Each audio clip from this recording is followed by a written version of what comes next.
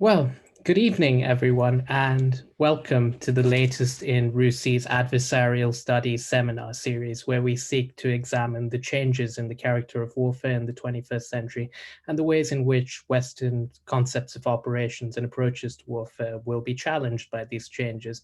I'm Sidharth Kaushal, a fellow here at RUSI, and it's my great pleasure to be joining.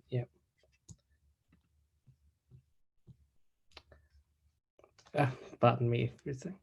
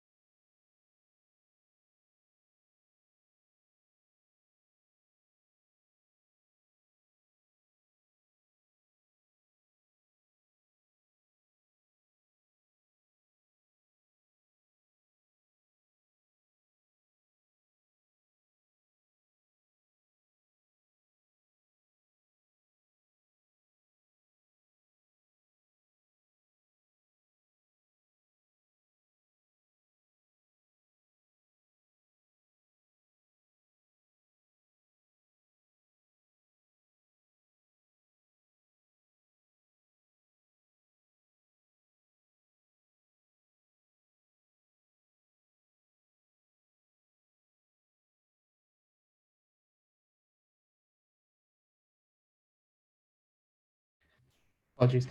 Good afternoon, ladies. Good evening, rather, ladies and gentlemen, and welcome to the latest in RUSI's Adversarial Studies seminar series, where we seek to examine the ways in which the changing character of war will challenge Western concepts of operations and approaches to warfare in the 21st century, and the way in which Western militaries will have to adapt to this evolving operational environment. I'm Sidharth Kaushal. I'm a fellow here at the Military Sciences team at RUSI, and I look forward to joining you all for what I'm sure will be a very engaging discussion on countering malign adversary information operations. That the present operation environment will be dominated by information is something that's known almost to the point of being a truism, but very few people have direct first-hand experience of countering sophisticated, persistent malign information operations that originate from a state comparable to a peer competitor. Our speaker today is one of those rare individuals who does. Colonel Lastauskas has served in the Lithuanian military in a variety of roles for several decades. His roles have included commanding a mechanized battalion, and he has served in a number of operational tours in Bosnia, Afghanistan, and Iraq. His most recent role, and the one most pertinent to today's discussion, was as director of the Lithuanian military's strategic communications department, where he was responsible for countering a persistent malign information campaign originating across the border in Russia. So it's a pleasure to have you with us, and thank you for making the time. Before I turn over to our speaker for the day, I'd just like to go through a few ground rules with everyone for administrative purposes. Firstly, we're on Chatham House rules. So what our speaker says during his lecture is on the record, but the Q&A session is off the record. Secondly, I'd just like to direct your attention to the Q&A function on the bottom right-hand corner of your screens and encourage you to use it at any time during the lecture that a question might occur to you. We would very much like to have this to be as interactive as possible and to have a full battery of questions to start us off when we enter that phase of the discussion. So without further ado, Eugenijus, over to you.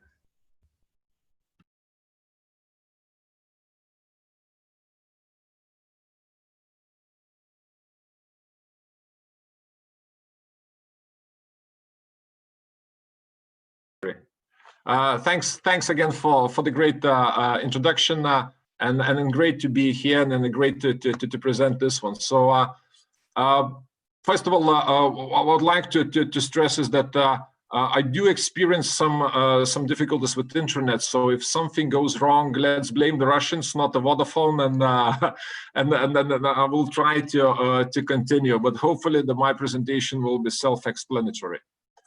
So let me start with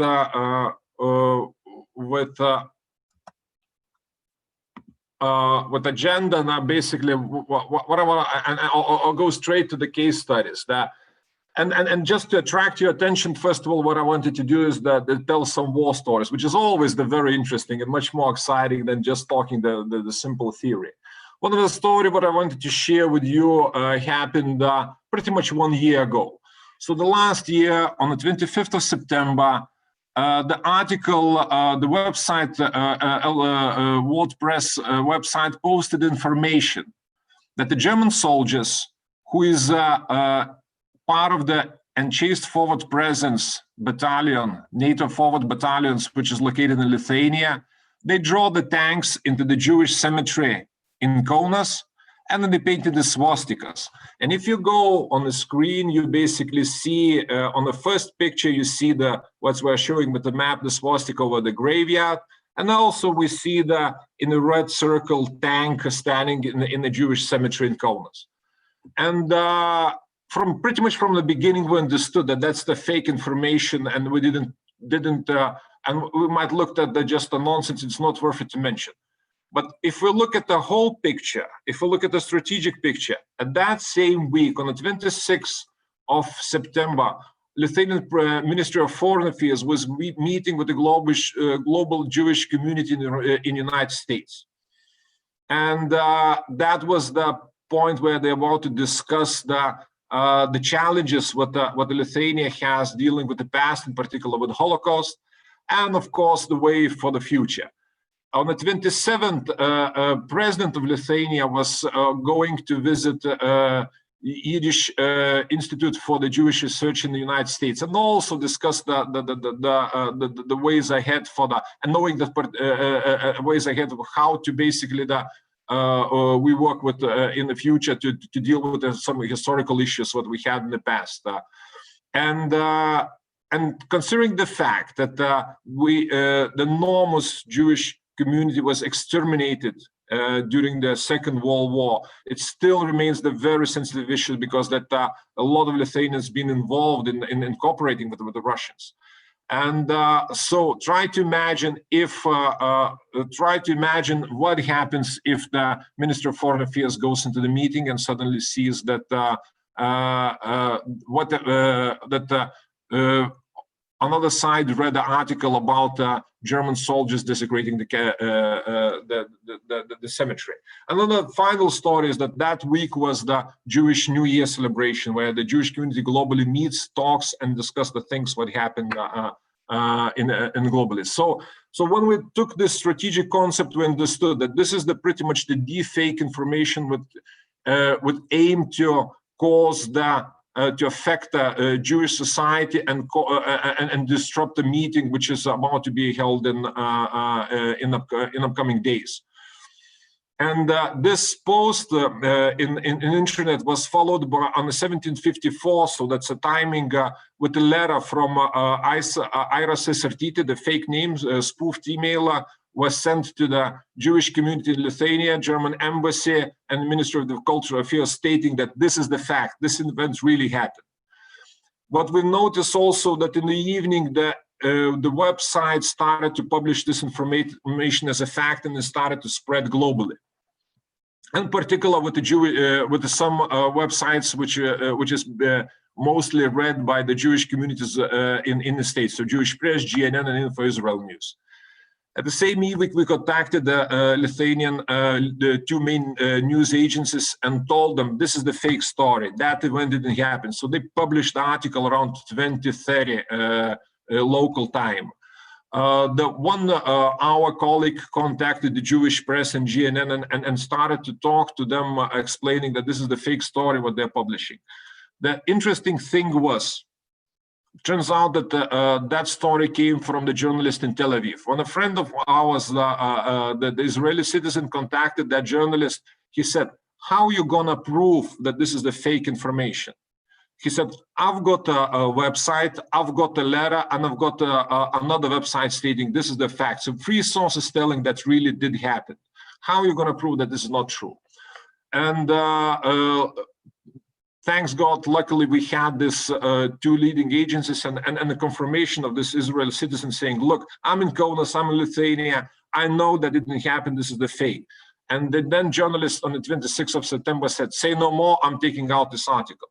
And we're about to celebrate a big victory. And the 26th in the evening in the strategic communication department, you probably hear the sound of champagne being opened. But that wasn't the end of the story.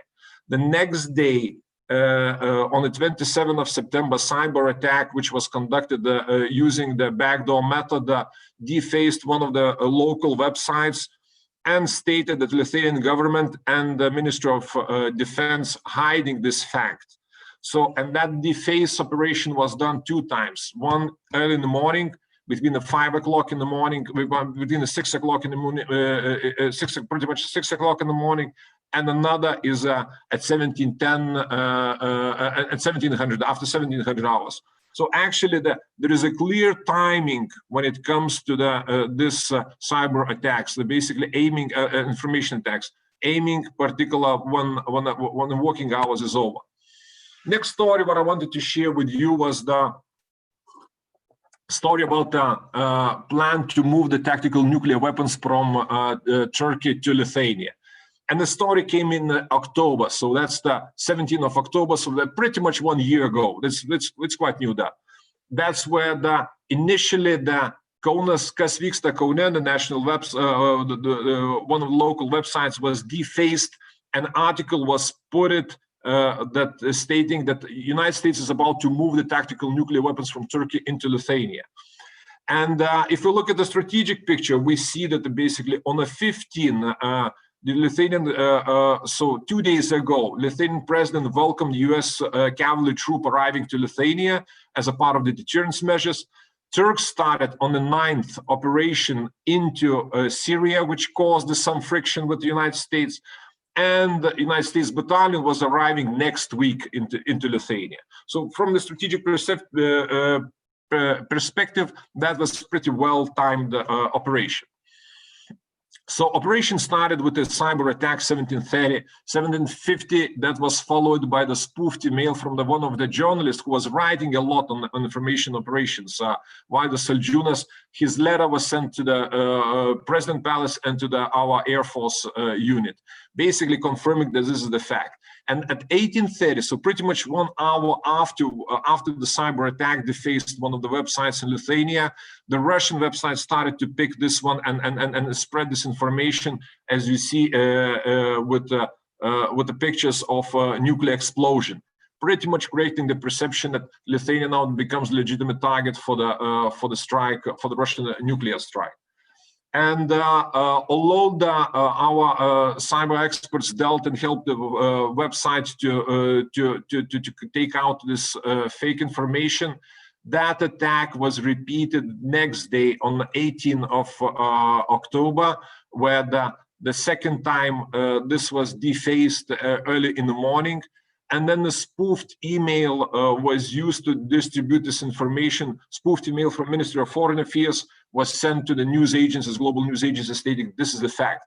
So what we have is basically the operation where the initial cyber attack defaced the website.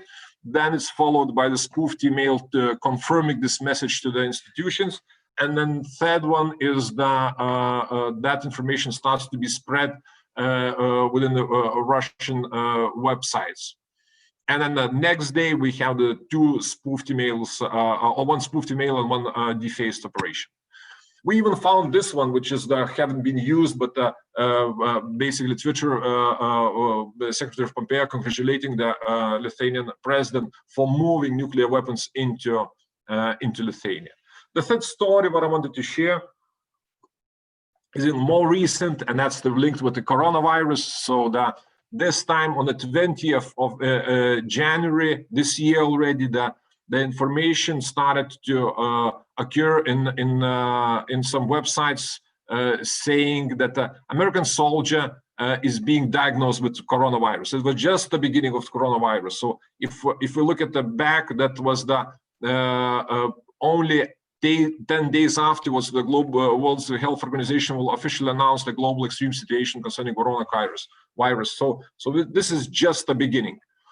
And that information was initially posted into the minor website, which was mostly read in Lithuania, on social media. But on the 31st of January, that operation started to spread. The very interesting thing was that this time from on the 31st of January from 9:20, this was followed by the rather unprecedented cyber attack, defacing the 5 websites.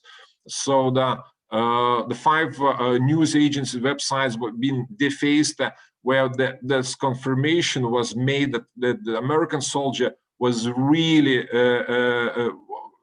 as a fact, basically really hospitalized because of coronavirus.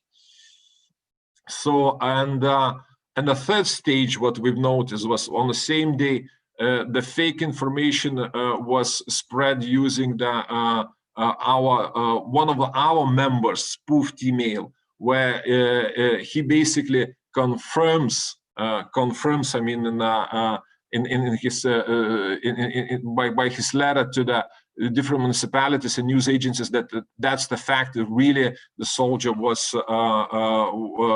diagnosed with coronavirus. Why it happens this time?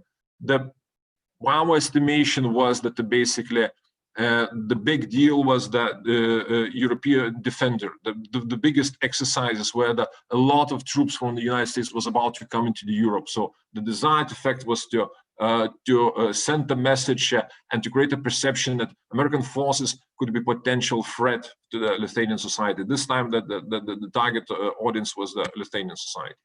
The last one, but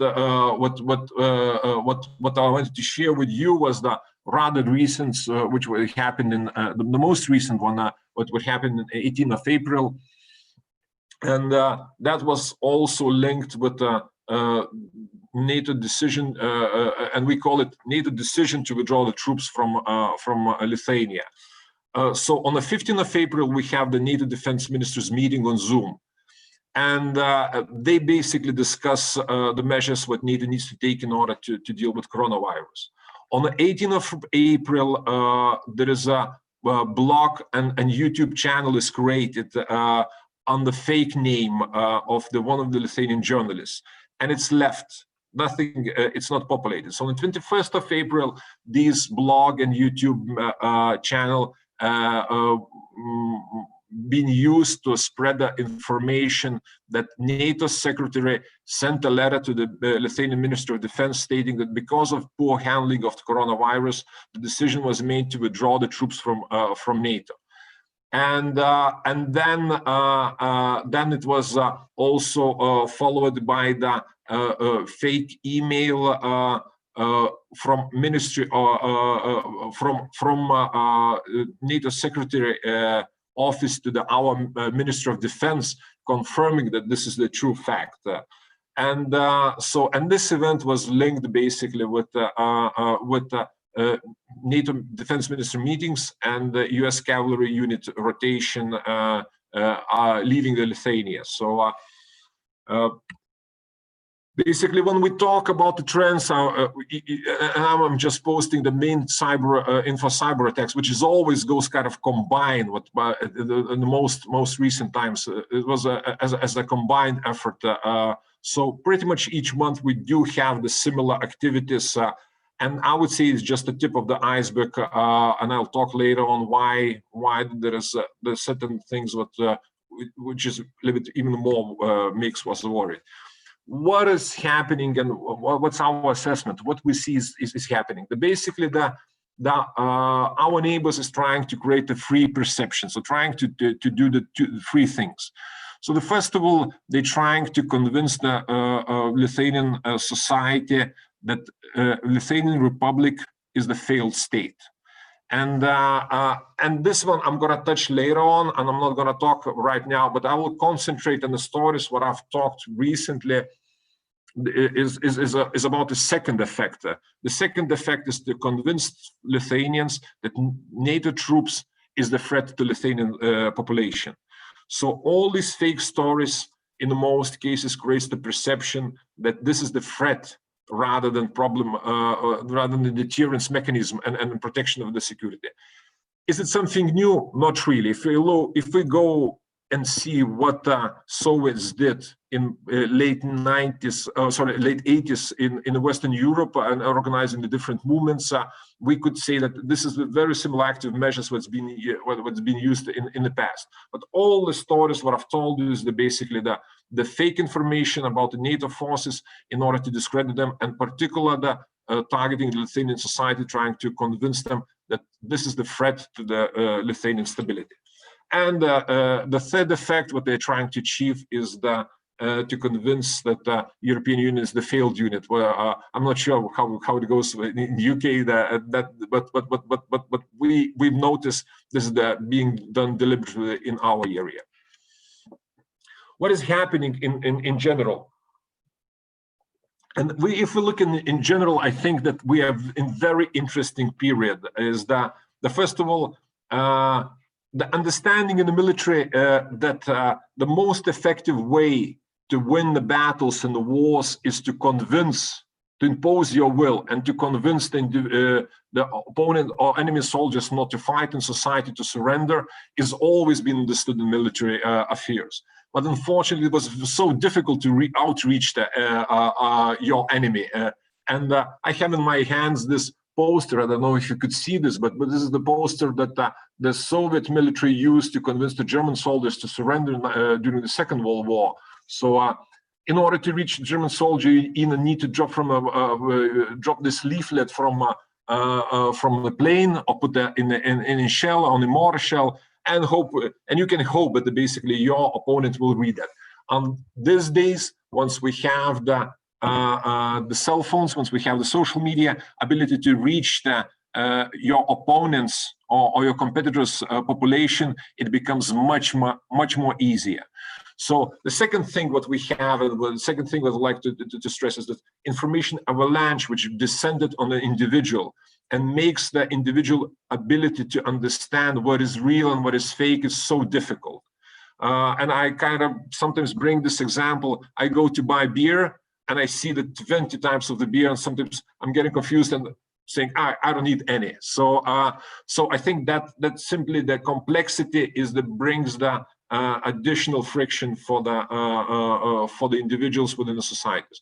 Of course, the postmodernism and also has the impact, since we pretty much agree that the perception is reality, and by social marketing and the social media, by increase the amount of marketing, we have the unique opportunity to form these perceptions. And this has been understood not only by our adversaries in Russia, but I believe by our adversaries also in radical Islam. When I see the 1,000 Brits, hundreds of Germans, hundreds of French leaving the countries and going to fight for radical Islam, and particularly from third generation, second generation of individuals who was to a certain level integrated. It's something really wrong with the perception, and it's really something wrong with their understanding of the reality. So going back to this one, I think we see the resurrection of the effect-based operation concept, or we simply talking about, at least our understanding in Lithuania is that we talk about the fifth dimension of the battle. So as the First World War introduced the third dimension, air, Cold War introduced the space, now social media and internet and the media, regular media introduced the fifth dimension, informational dimension, where you have means to fight and create a certain perceptions. So once I've talked with the examples, what I've showed you in my presentation was basically dealing with the fake news. So nor the Germans draw the tanks in the cemetery, neither the Americans was planning to move tactical nukes to Lithuania. All this was fake, and that simply didn't exist. And sorry for simplifying, but I'm putting the simple example just to explain the problem.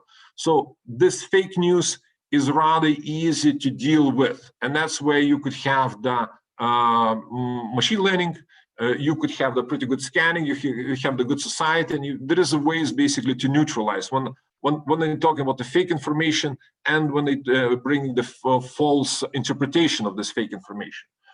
Of course, the deep fake technology, which been introduced with the first, were told you in the first stories, gonna create a certain troubles. But I think there's still the ways to deal with this as the technology progresses. And I think the answer to the fake news, or at least with in our area, we're discussing about necessity to criminalize the acts when somebody creates the fake information or events which didn't exist, and they gives the false interpretation of these events. The bigger trouble and an iceberg, what we have and what we notice, but it's so difficult to grasp, is that once we have the certain event, like for example, coronavirus, 9/11, the London bombings, whatever, the Princess Diana death, or any kind of events which really happened.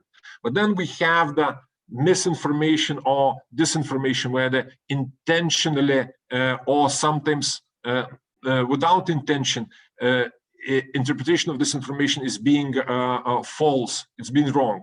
That basically is most difficult to prove. And I think that's a source of conspiracy theories, in particular this global conspiracy theories like the QAnon. This is now storming the Zeitgeist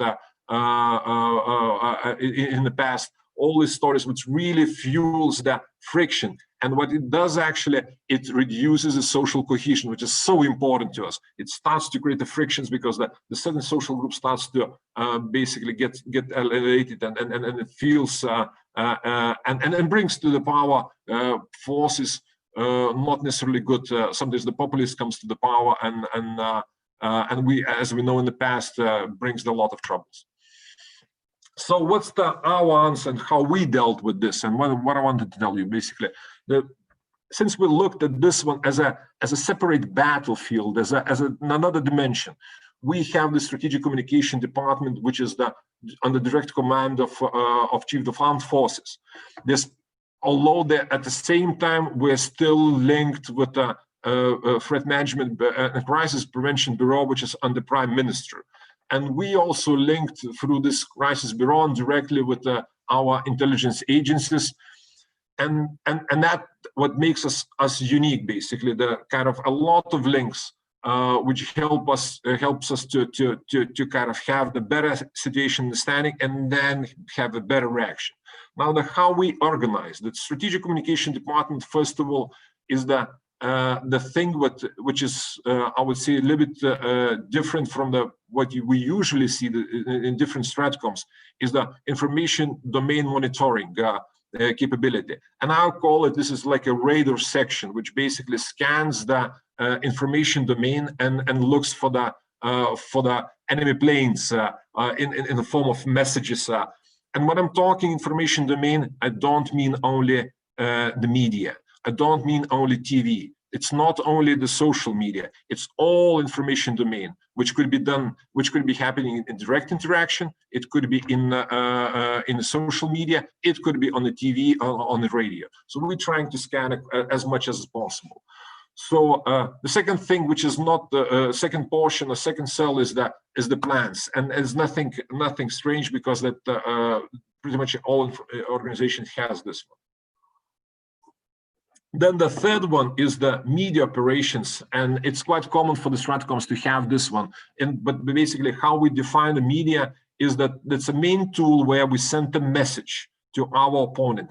The purpose of the whole military force within the Lithuania is to do the deterrence and assurance. So basically, we do the deterrence for the opponents not to attack us, and assurance for our societies and our society, and also for our coalition partners, what we are willing and capable to defend our country.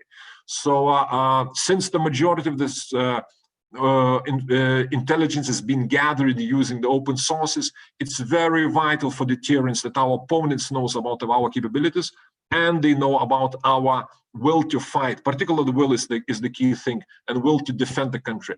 If they don't get that message, then the chance of the conflict increases significantly. So media operations plays the very big portion in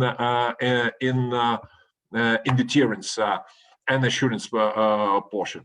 And the fourth one, which is the most unique, I would say, is the resilience element. And we look at since our opponent is trying to cause reduce the social cohesion and attacking our citizens' will to defend the country, which is the fundamental in any conflict.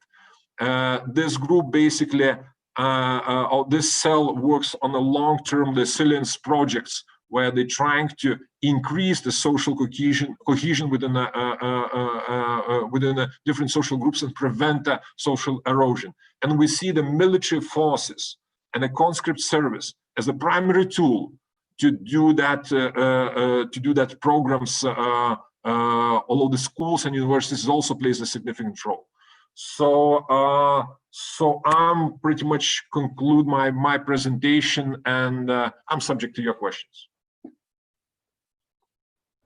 Well, thank you very much for that. It's a really fascinating presentation, and I think we've covered a lot of ground there. I'd encourage you to use your Q&A functions, but if I were to sort of exercise chair's prerogative and pitch the first question to you, Eugenijus, it would be, you talked a bit about, quite a bit about deterrence by denial, if effectively the ability to frustrate malign information operations. But could you perhaps talk about what the options are, if any, for deterrence by punishment? Because it strikes me that if denial is the only option, the worst thing that happens to an opponent is they have to try again tomorrow. Are there any options for punishment that you see in this space? Look, that's a very good question, and I would say that the challenge is that you're talking about the punishment for the information attacks, if I'm right. Yes, absolutely. Yes. So I think that the similarity of information attacks, the stories what I've told you, and cyber attacks is that there is two factors. The first thing is that you never know who did this. The second thing is that you don't know, and when you talk particularly about creating the perceptions, there is always this constructive paranoia. You don't know if you've been attacked. What kind of your perceptions, what kind of your understandings is based on objective decision, or which one is based on a propaganda? So that's a challenge. So basically, with the stories, what I've told you is that I wouldn't put the direct blame on the Russians, and I think quite often we do have a proxies who does have the very good understanding of the society. Sometimes they might be even within the country. And then when talk about the punishment, I mean, that becomes the rather challenging. So if it comes from